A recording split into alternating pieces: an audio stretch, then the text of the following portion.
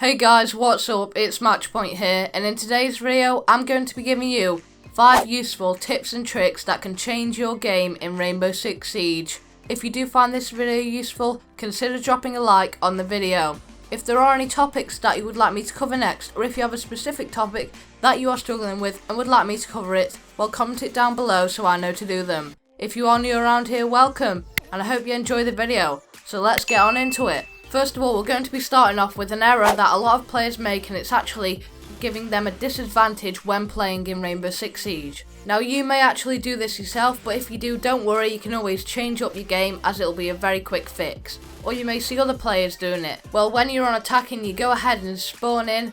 Many players will actually go ahead and shoot the windows so that the glass will break on the barricade. Now, they may do this to try and predict the spawn peak and they're simply pre-firing, or they may just do this out of a simple habit.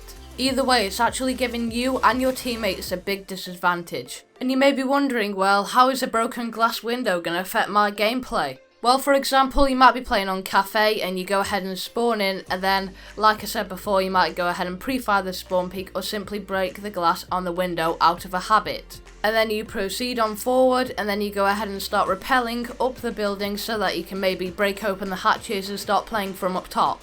Well, the thing is, when you actually go ahead and rappel and then you start making your way towards the windows, the defenders will actually be able to hear you a lot more easier than if it was not broken. So if a defender is actually holding down that area and you are to rappel above the window, well, the defender can simply hear you very easily, go ahead and break open the window and get an easy kill. Now, because of the way sound works in Rainbow Six Siege, when that glass window is gone ahead and been broken, the defender will actually be able to hear you a lot more easily compared to what it was before, because of how the sound will travel. And you may be thinking, well, surely it should work vice versa so that I can hear them just as good as they can hear me. Well, not quite. It actually favours defenders a lot more.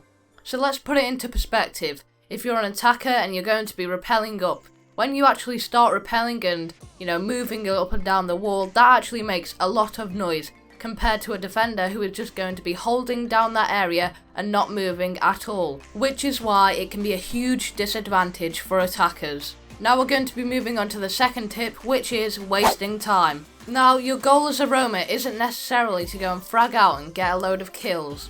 You should actually be delaying the enemy's time and wasting their utility. Let's say you were roaming and you were delaying a push and you delayed it for about a minute and a half, and then you died. You didn't end up getting any kills, but you still delayed it for a minute and a half. That is so valuable to your team. Because you've gone and delayed it for that minute and a half, that has delayed their push by a lot.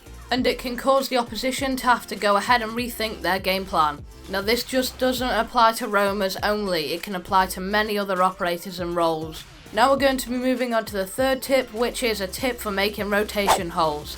Now, not all players actually know about this, but there is a lot more efficient way of making rotation holes. Now, your typical way is to use your shotgun to open the wall up and making the rotation hole by standing still. Well, actually, when making the rotation hole, it is a lot more efficient to actually go ahead and strafe side to side, moving left and right when opening up the rotation hole.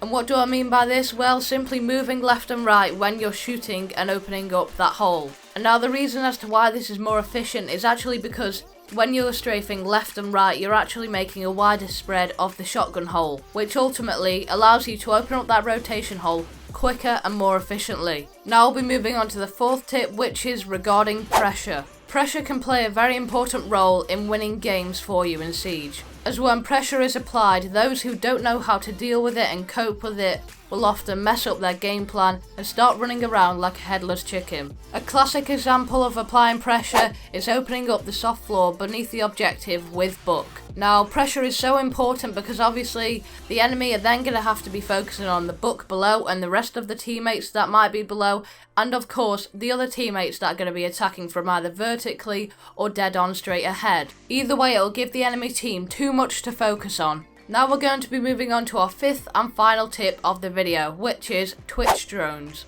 I see many Twitch drones not using their Twitch darts that they have for their drone efficiently. Now the first big error that players make is that they will go ahead and use their Twitch drones on default cams outside of the map. Now there are two reasons as to why you should not be doing this. The first reason is because it's a waste. You can very easily destroy that default camera outside the map within the first 10 seconds of your spawn. And the second reason is that it's going to be letting the enemy team know that you have a Twitch drone. Now obviously they are going to find out about this, but if you're using it on a default camera, they will instantly be able to check that. Now this is a very rare occasion that someone will actually go ahead and check the cameras during the preparation phase. However, it can be very common with Valkyries when they're checking the positioning of their cameras, as they would then notice the default outside camera has already been destroyed, so that a Twitch drone is clearly making its way through to the objective. And that's going to be it for today's video, guys. I hope you have all enjoyed. If you did, or you found this video useful, then make sure to give it a like and subscribe for more tips and tricks like this. And I'll catch you guys in the next one. Bye bye.